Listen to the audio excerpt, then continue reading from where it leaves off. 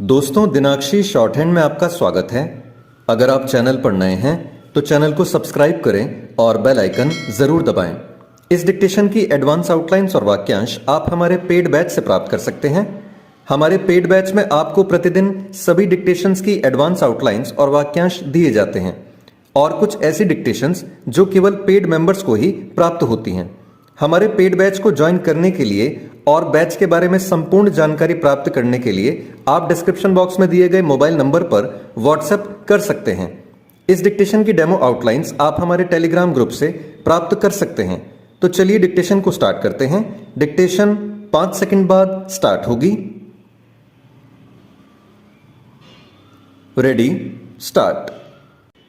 प्रधानमंत्री ने एक बार फिर रेवड़ी संस्कृति का उल्लेख किया।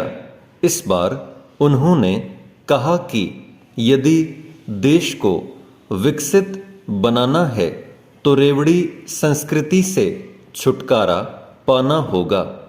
उनकी इस बात से असहमत होना कठिन है, लेकिन विडंबना यह है कि कई राजनीतिक दल रेवड़ी संस्कृति की न केवल पैरवी कर रहे हैं बल्कि उसे बढ़ावा भी दे रहे हैं।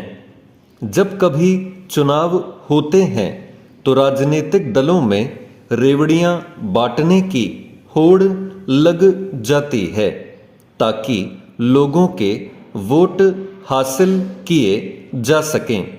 हालांकि प्रधानमंत्री पिछले कुछ समय में कई बार रेवड़ी संस्कृति से होने वाली हानि के बारे में बोल चुके हैं, लेकिन विडंबना यह है कि चुनाव के अवसर पर भाजपा भी लोक लुभावन घोषणाएं करती हुई दिखती है।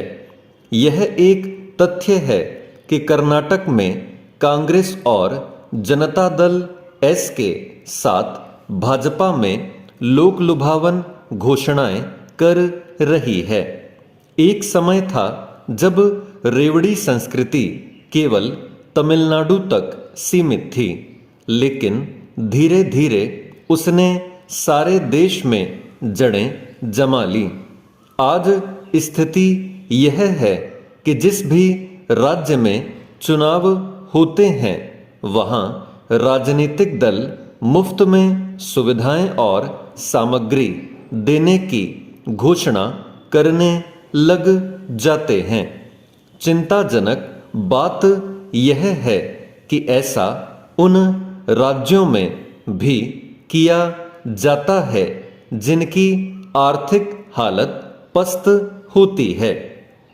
कई बार तो राजनीतिक दल यह चाहते हुए भी लोक लुभावन घोषणाएं कर देते हैं कि वे उन्हें पूरा नहीं कर पाएंगे। स्पष्ट है कि जैसे तैसे चुनाव जीतने की ललक में वे आर्थिक नियमों की जानबूझकर अनदेखी करते हैं। यह सिलसिला बंद होना चाहिए, लेकिन लाख टके का सवाल यह है कि बिल्ली के गले में घंटी कौन बांधे। रेवड़ी संस्कृति पर तभी लगाम लग सकती है जब सभी राजनीतिक दल इस संस्कृति से होने वाले नुकसान को लेकर सतर्क होंगे और इस पर कोई आम राय कायम करेंगे कि किन योजनाओं को जन कल्याण के दायरे में रखा जा सकता है और किन्हें रेवड़ियों की संज्ञा दी जा सकती है। समस्या यह है कि कोई राजनीतिक दल जिसे लोक लुभावन योजना को रेवड़ी संस्कृति का हिस्सा बताता है उसे अन्य राजनीतिक दल जन कल्याण या फिर सामाजिक उत्थान का कार्यक्रम करार देते हैं। यही कारण है कि जिस राजनीतिक दल के मन में जो आता है वह उसकी घोषणा कर देता है।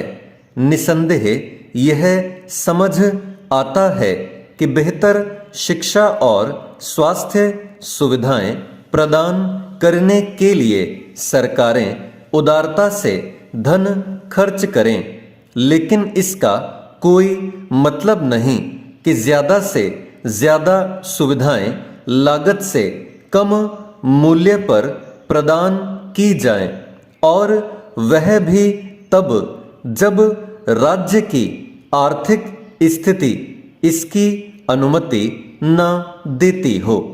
क्योंकि राजनीतिक दल अपने स्तर पर रेवड़ी संस्कृति का परित्याग नहीं करने वाले, इसलिए उचित यह होगा कि चुनाव आयोग ऐसी कोई व्यवस्था बनाए जिससे वे चुनाव जीतने के लिए अनाप शनाप घोषणाएं न कर सकें। चेंज झारखंड की भौगोलिक स्थिति कहें या फिर विभागीय लापरवाही, वहां ट्रेनों के बेपटरी होने की घटनाएं समय समय पर होती रही हैं। इसे संयोग ही कहें कि मंगलवार को हावड़ा नई दिल्ली रेल मार्ग पर धनबाद से गया के बीच बड़ी दुर्घटना टल गई। दिलवा नाथगंज में रेलवे ट्रैक अचानक टेढ़ा मेढ़ा हो गया। तेज गति से चल रही हटिया पूर्णिया कोट एक्सप्रेस को तत्काल रोकना पड़ा। कुछ मिनट की भी देर होती तो यात्रियों से भरी पूरी ट्रेन तक पलट सकती थी। रेलवे की माने तो अब टुकड़ों की बजाय लंबी रेल लाइन बिछाई जाती है। तापमान अत्यधिक बढ़ने से पटरियां टेढ़ी मेढ़ी हो जाती हैं। 31 अक्टूबर 2021 को दिल्ली से रांची आ रही आनंद विहार स्वर्ण जयंती एक्सप्रेस मुरी स्टेशन पर दुर्घटनाग्रस्त होने से बाल बाल बची थी। तकनीकी गड़बड़ी के कारण 3 नंबर की जगह यह ट्रेन 2 नंबर प्लेटफार्म की ओर बढ़ने लगी थी।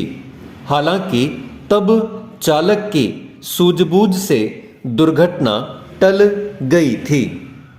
इसी तरह 2021 में ही सिमडेगा रांची मार्ग पर कनरवा स्टेशन के पास हटिया राउरकेला पैसेंजर ट्रेन का इंजन पटरियों से उतरकर नदी में गिर गया था।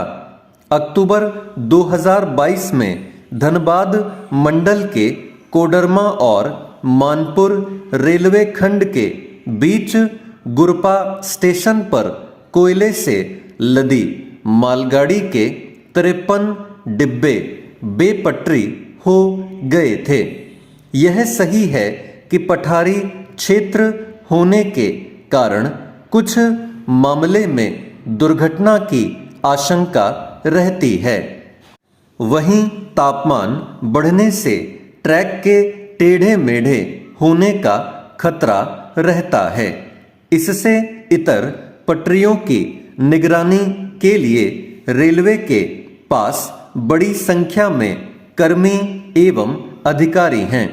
ऐसे में आवश्यकता है कि पटरियों की नियमित निगरानी को लेकर चौकसी और बढ़ाई जाए। स्टॉप।